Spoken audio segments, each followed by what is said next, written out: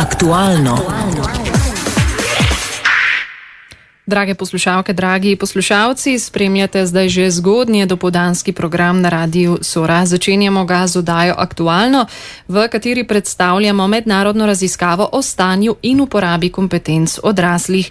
Več o tej raziskavi nam bosta povedali dve gosti, ki ju obe prav lepo pozdravljamo v našem studiu. Magistrica Estera Možina, nacionalna koordinatorica projekta PIJAK, in doktorica Petra Javrh, vodja projekta PIJAK. Obema en lep dober dan želim. Dober dan. Dober dan. Morda, kot sem že omenila v napovedniku, se vse skupaj sliši nekako zelo abstraktno, bomo pa seveda poskušali v današnji oddaji na Radiu Sora izbrskati konkretne podatke oziroma postreči s konkretnimi podatki in informacijami. Doktorica Petra Javrh, za kakšno raziskavo pravzaprav gre? Ja, morda bi takole rekla, to je obsežna mednarodna raziskava, ki jo izvajamo tudi v Sloveniji. Njen, bi rekla tako, ključni cilj pa je, da ugotavljamo v bistvu spretnosti, ki so nekako pogoj danes za vključevanje ljudi na trg dela. Se pravi, merimo ali pa bi rekla, ugotavljamo, kakšne spretnosti ima slovensko prebivalstvo in koliko je to zdaj odgovarja temu, kar je na trgu dela v bistvu iskano. Magistrica Estera Možina, vi ste nacionalna koordinatorica projekta. Morda kako pravzaprav ta raziskava poteka na naših slovenskih tleh?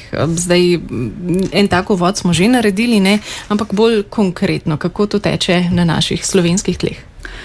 Ja, torej raziskava je del velikega mednarodnega projekta in tudi to pomeni, da moramo tudi v Sloveniji upoštevati pravzaprav nekatera navodila in napotke o poteku raziskave, ki jih upoštevajo tudi vse druge države, ki to raziskavo izvajajo, in sicer je to 33 držav po vsem svetu. To pomeni, da izvajamo raziskavo na velikem vzorcu odraslih ljudi. Vzorec šteje 5000 odraslih, kar je tudi za slovenske razmere pravzaprav zelo velik projekt, velika raziskava. In sicer zajeti so odrasli v aktivni dobi med 16 in 65 letom. Torej, raziskava poteka na območju celotne Slovenije, se pravi tudi na območju, ki ga pokrivate vi, Radio Sora, za svojimi signali. Se morda da povedati, koliko naših poslušalcev bo morda anketiranih v sklopu te raziskave? Zelo natančno bi težko povedala, ker je vzorec izbran proporcionalno glede na gostoto prebivalcev v posameznem območju, se pravi, da večja mestna središča, tam zajamemo več ljudi, v redkeje poseljenih območjih, kar velja, jaz mislim, tudi za vaše območje in vse obronke pravzaprav tega območja, pa je nekoliko manj. Se pravi, vzorec je zelo previdno izbran, zato da v resnici odraža nekako stanje na terenu in pri ljudeh, ki jih zajamemo v projekt. Doktorica Petra Javrh, zakaj je pomembno, da se ljudje odzovajo na to vaše povabilo k sodelovanju v raziskavi?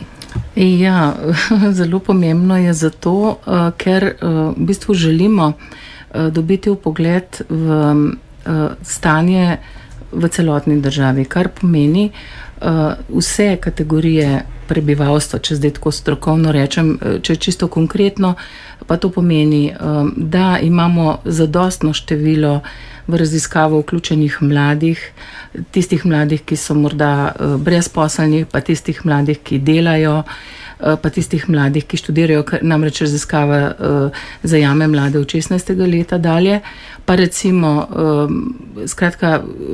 recimo odrasle v srednjem obdobju, se pravi v najbolj aktivnem obdobju življenja, naprimer, da so vključeni v raziskavo tudi moški, naprimer okrog 40. leta, pa več, ki so, bom rekla, na zahtevnejših delovnih mestih, in opažamo, da v bistvu tukaj imamo največ težav, ker ti ljudje so različno zelo zaposleni in se nekako težje odločajo za sodelovanje, ampak če nam ti ljudje umanjkajo med našimi bom rekla, v raziskavo vključenimi sodelujočimi, potem ne bomo imeli podatkov, kako je pa ta del, bom rekla, slovenskih prebivalcev usposobljen, kakšne kompetence ima in potem bodo te primerjave težje. Ne? Tako da z tega vidika je zelo pomembno, da v bistvu zajamemo vse skupine, tako kot je vzorec sestavljen, ki je pa seveda sestavljen po nekih takih, bom rekla, zelo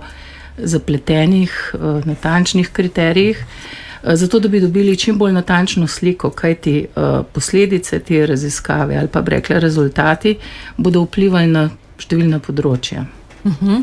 Sej morda jih lahko kar naštejeva, ne? V okviru te raziskave se meri kompetence odraslih, kot ste omenili, na 3 osnovnih področjih, jih najprej razdelava. Ja, seveda merimo oziroma proučujemo, bom rekla, na eni strani, koliko imajo, se pravi, neke temeljne kompetence, ki so pravzaprav na nek način osnova za to, da potem lahko človek nemoteno razvija neke bolj specialne veščine in znanja. Naprimer, to so bralna pismenost, se pravi, kako hitro, kvalitetno se znajdemo v nekih tiskanih gradivih, potem koliko uporabljamo lahko matematiko v svojem vsakdanjem življenju za svoje vsakdanje potrebe, koliko te veščine sploh uporabljamo oziroma koliko se znajdemo pri tem. Potem pisne spretnosti in pa tisto, kar je posebnost te raziskave, je tudi pravzaprav ugotavljanje, koliko se danes ljudje v različnih starostnih obdobjih znajdejo se pravi pri reševanju problemov, na katere naletijo v tehnološko bogatih okoljih. To je zdaj zelo komplicirano rečeno. Ja, a dava in tak primer. Ja, recimo, da rečemo, da je neko tehnološko bogato okolje lahko računalnik ali pa naprimer prometna signalizacija, čisto tako bi rekla, praktično. In zdaj je vprašanje, ali vsi prebivalci naše dežele se dobro znajdemo z, rekla, prometnimi znaki in tem, kaj pomenijo in kaj od nas pričakujejo, recimo, ko smo na cesti. Dobro. V nadaljevanju naše oddaje, v drugem delu, bomo povedali kaj več o samem namenu raziskave in pa slišali tudi izjavo ene vaših sodelavk na terenu, kako to praktično delo poteka. Zdaj le pa predlagam kratek glasbeni premor. Ste na pravih frekvencah Radia Sora.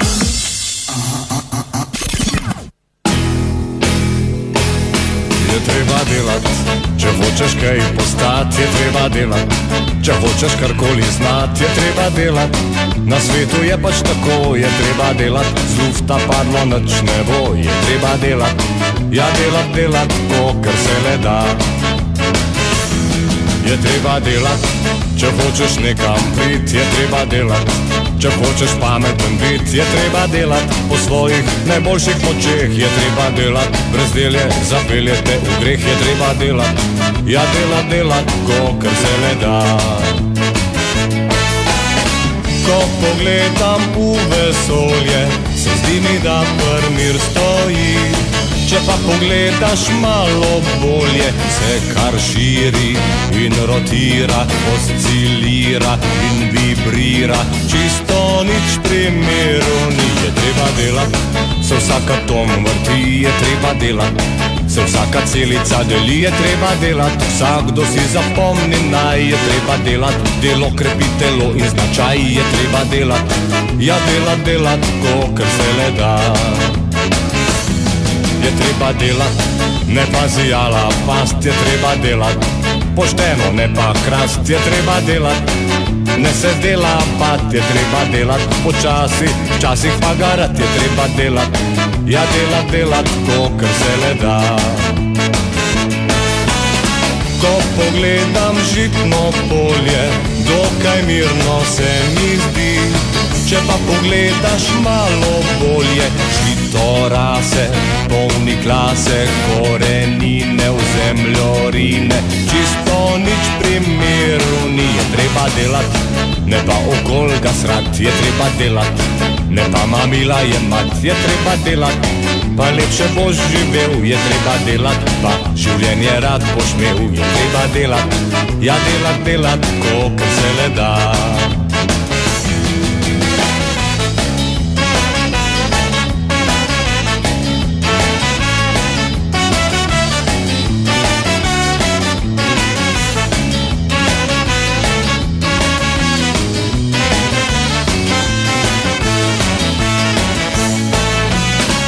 Včasih se mi zdi najbolje, da bi kar ležal in pa spal. Ko pa pomislim malo bolje, čas mineva, smrt odšteva, živa leta so mi šteta in vsake mi je ure žal. Je treba delati, to pomeni, da si živ. Lepo je delati, pa gledati, kar si naredil. Je treba delati, da smiselno živiš. Je treba delati, da za sabo kaj pustiš. Je treba delati, ja delati, kolikor se le da. Je treba delati, ja delati, kolikor se le da.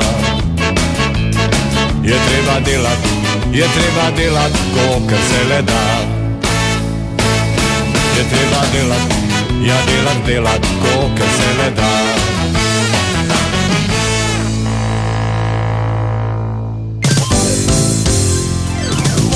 Radio Sora. Na Radiu Sora vas, drage poslušalke, dragi poslušalci, pozdravljamo v drugem delu oddaje Aktualno, v kateri danes predstavljamo mednarodno raziskavo o stanju in uporabi kompetenc odraslih. Čeprav se morda sliši zelo zapleteno, niti ni. V prvem delu smo z našima gostjama, doktorico Petro Javrh in magistrico Estero Možina, že kar nekaj povedali o raziskavi sami. V tem drugem delu pa tudi o namenu raziskave. Rezultati bodo znani nekje čez slabi 2 leti in takrat, kot zatrjujete naši gosti, morda nekoliko bolj zanimivi, tudi kar se konkretnih izidov tiče.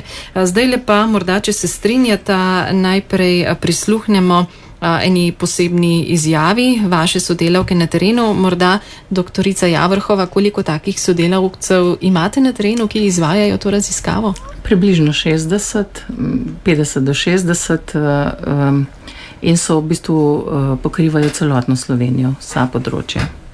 To je gospa Ernesta Koprivc in lahko zdaj le prisluhnemo. Povedala bo, kakšen je odziv na terenu. Glede na to, da imamo tisti, ki delamo na terenu, načeloma opredeljeno področje blizu doma, lahko povem v bistvu samo za svoj teren, ki zajema od Brezij, Kranja pa vse do Trboj. Na tem področju moram reči, da je odziv kar dober, kar gre predvsem zahvala na javnemu pismu, ki ga prejme izbrana oseba.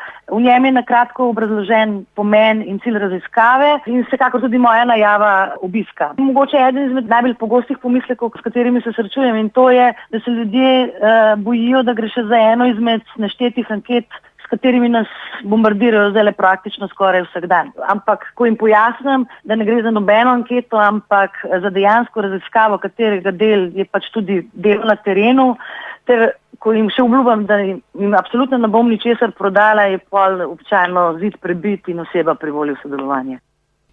In kako poteka in takšen obisk na domu? Najprej prejmejo na javno pismo z osnovno razlago raziskave, nato se seveda obsrečeno najprej predstavim, odgovorim na morebitno vprašanje oziroma poskušam odpraviti kakršnekoli pomisleke glede tega, da ljudje ne bi sodelovali. No, in ko oseba na to privoli sodelovanje, mu predstavim, kako vse skupaj poteka, in sicer sestavljena je iz 2 delov. V prvem delu jaz izbrani osebi postavim par splošnih vprašanj, recimo o navadah branja, pisanja, uporabi računalnika. Drugi del je pa praktične narave, kjer ljudje samostojno odgovarjajo na vprašanja oziroma rešujejo naloge, pri čemer pa sama ne sodelujem. Moram pa povedati, kar je zelo pomembno, ni napačnih odgovorov, ampak vsi odgovori so pravilni. Torej, doktorica Javrhova, kot je omenila gospa Ernesta Koprivc, je treba kar nekako razložiti ljudem, pa se odzovejo, ko povedo vaši sodelavci na terenu, da gre za raziskavo, ne za neko anketo spet, ali pa za neko prodajo. Ja, imamo to izkušnjo, da tisti, ki nekako pristanejo na to, da sprejmejo našega pooblaščenega sodelavca na domu, ko jim potem začne razlagati, postane za njih zanimivo, tudi dobimo veliko povratnih informacij, da marsikdo je rekel, pa nisem vedel, da vse to znam, recimo, in tako naprej. Skratka, zelo pomembno je ne zavrniti sodelovanja, skratka, vstopiti v to v ta izziv, če smem tako reči, in potem zna biti to ena tudi za ljudi, ki morda sicer načeloma nočejo sodelovati pri teh raznih anketah, ki jih je danes zelo veliko, kot je omenjala naša kolegica, ampak tole ni anketa, to je resna raziskava in tukaj mislim, da se splača vložiti to energijo, ker rezultati, ki bodo vplivali pravzaprav na mnoge stvari v deželi. Magistrica Ester Možina, še z eno informacijo lahko dopolniva tale pogovor in sicer lahko rečeva kaj več o tem, kako pomembna, kako obsežna je ta raziskava, kaj vse dokazuje to njeno pomembnost in razsežnost. Torej gre za projekt nacionalnega pomena, to drži, torej že to, o čemer je govorila kolegica, da v bistvu ugotavljamo spretnosti in kompetence odraslih za trg dela. Vemo pravzaprav, da v današnjem času pravzaprav moramo biti dobro usposobljeni na različnih področjih, imeti moramo različna znanja na zalogi za to, da se lahko hitro odzovemo na tudi nepričakovane situacije, do katerih lahko v življenju pride. Se pravi, ko izgubimo delo, recimo, ko želimo menjati delo, želimo pravzaprav bolj biti uspešni tudi finančno na kakšnem delu in si izboljšati življenjski standard. To so, zelo, zelo ključna znanja za današnji čas in seveda raziskava ugotavlja prav to. Namreč tisti odločevalci, ki v Sloveniji načrtujejo prihodnji razvoj Slovenije, potrebujejo točne podatke o tem, se pravi, do kakšne mere so prebivalci opremljeni znanji, ki jih zahtevajo spremenjene razmere na trgih dela in tudi nestabilne razmere na trgih dela. Torej, če povzamem mogoče z besedami predstavnika OECD, pod to organizacijo ta projekt poteka, ki je preprosto povedal, da to, kar ljudje vemo in kako uporabljamo to, kar vemo, bistveno vpliva na priložnosti, ki jih imamo v življenju. Torej, v Sloveniji ta projekt izvaja konzorcij partnerjev. Andragoški center Slovenije je vodilni partner konzorcija, sodelujejo tudi Univerza v Ljubljani s 3 članicami in Statistični urad. Poleg tega je projekt podprlo Ministrstvo za izobraževanje, tudi s sredstvi Evropskega socialnega sklada. Zanimivo pa je, da je raziskavo že v tej fazi podprlo cela vrsta resorjev, kot so kultura, kmetijstvo, Agencija za promet in nekateri drugi. Se pravi, da pravzaprav so prepoznali vrednost in pomen tega projekta tudi za načrtovanje prihodnjega razvoja na njihovih resorjih. Torej, rezultati te raziskave bodo znani v maju 2016. Tako je. Doktorica Petra Javrh, da zaključimo tale naš klepet oziroma pogovor, kakšna pa bo aplikativna vrednost teh rezultatov oziroma ugotovitev, ki bodo izdelane na osnovi letih. Ja, že se kaže pri tistih državah, ki so prve že zaključile dobile podatke, da v bistvu več izobraževanja ne pomeni nujno več spretnosti. To recimo je ena taka ugotovitev, ki ima daljnosežne posledice, kar pomeni, da morda tudi tisti, ki so, visoko izobraženi, niso varni pred tem, da morda imajo primanjkljaje na nekih ključnih področjih kompetenc. Se pravi, to je pomembno za vse segmente v bistvu prebivalcev Slovenije. To je ena stvar. Ko ste me pa že vprašali o, se pravi, posledicah ali pa tej aplikativni vrednosti, gotovo vedeli bomo, kako, uspešen je izobraževalni sistem pri tem, ali naš izobraževalni sistem daje veliko kompetenc, malo kompetenc, močne kompetence, torej neke veščine, ki se skozi, uporabo v vsakdanjem življenju potem utrjujejo, ali pa mogoče take, ki nekako izginevajo in tako naprej. Zdaj pa recimo, da sem konkretna, naprimer, ko sem že prej omenjala, recimo, se pravi, kako se ljudje, naprimer, ugotavljamo tudi, kako se ljudje znajdejo v tehnološko bogatih okoljih. Torej, Ali ugotavljali bomo tudi to, ne? Ali ljudje, ki so, recimo, ki nimajo možnosti uporabljati računalnika v službi, ne? Ali pa recimo v vsakdanjem življenju, recimo, ali imajo določene spretnosti ali ne. Se pravi, ne samo uporaba računalnika, ampak tudi tako, kako hitro se znajdejo, ne vem, pri bankomatu in tako dalje. Skratka, kar veliko teh, bom rekla, odgovorov nam bo dalo, kaj vse bi bilo v prihodnje potrebno še na področju tako izobraževanja kot tudi drugih področjih storiti, da bi bilo teh kompetenc več. Doktorica Petra Javrh in magistrica Estera Možina, obema lepa hvala za obisk v studiu Radia Sora in uspešno delo obema še naprej želim. Hvala lepa za povabilo. Aktualno.